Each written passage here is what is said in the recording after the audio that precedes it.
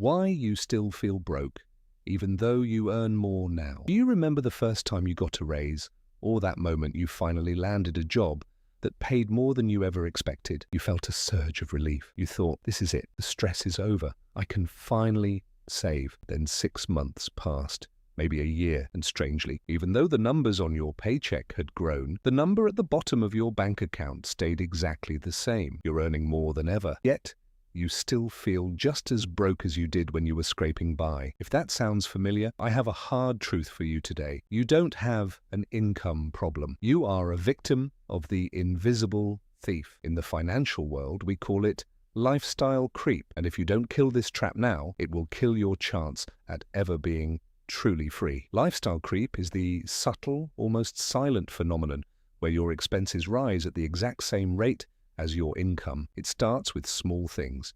You used to make coffee at home. Now you get the $5 latte every morning.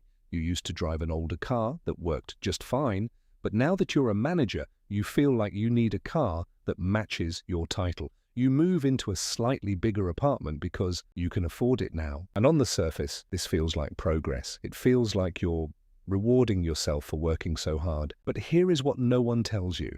Wealth is not what you see. Wealth is the gap between what you earn and how you live.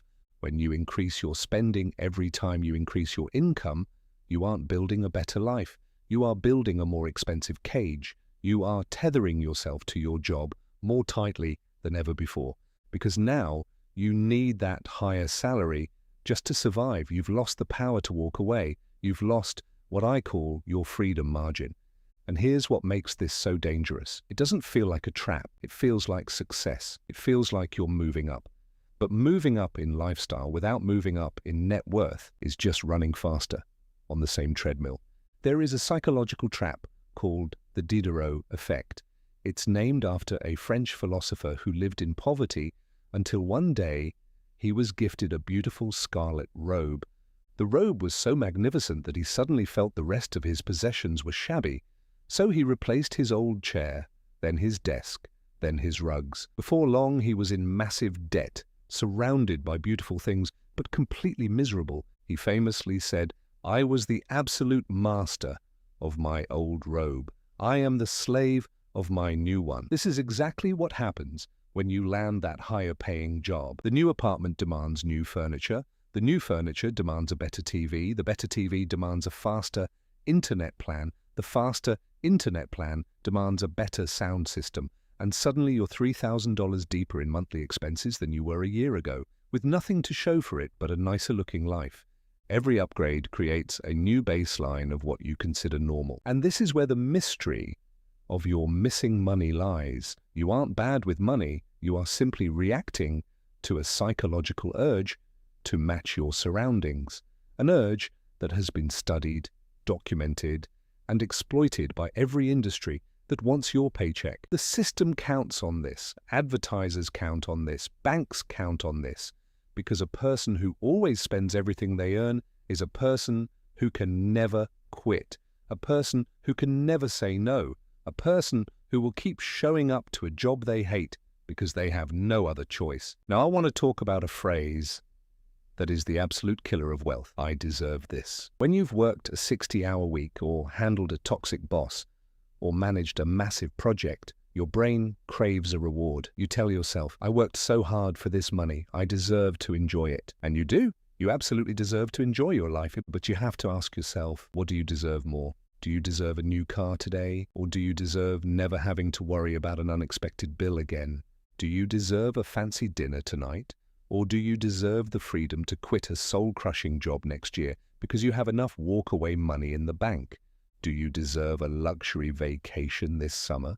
Or do you deserve the peace of knowing that if the economy crashes tomorrow, you'll be fine? When we give in to lifestyle creep, we are trading our future freedom for current comfort. We are letting our ego dictate our bank account. We are spending money we haven't truly kept yet to impress people who aren't even paying attention. And the cruelest part, the comfort never lasts. The new car becomes normal after 3 months. The bigger apartment becomes normal after 6 weeks. The dopamine fades, but the bills don't. So how do you escape? How do you break the cycle and actually start feeling rich? It requires 4 specific shifts that the wealthy use to protect their gap. Number 1. The 50% raise rule. The next time you get a raise, a bonus, or a tax refund, do not touch it for 30 days. Let it sit there. Then take exactly 50% of that increase and automate it directly into your investments. The other 50%, you can spend that, you can upgrade your life. But by taxing your own raises, you ensure that your wealth grows faster than your lifestyle. You get to enjoy the present while securing the future. And even if 50% feels like too much right now, start with 20, start with 10. The percentage matters less than the habit, because once the automation is running, it becomes invisible, and your future self will thank you for every single month it was working in the background. Number 2, define your enough. Most people are chasing a moving target. They think enough is always 20% more than they currently have, but you need to sit down and decide, what does a comfortable life actually cost you? If you could live well on $3,000 a month and you now earn $5,000, that extra $2,000 is your ticket to freedom. If you let it creep into a $4,500 lifestyle, you just pushed your freedom back by a decade. The wealthy don't chase more, they define what enough looks like, and then they protect it fiercely. Number 3, value experiences over status symbols.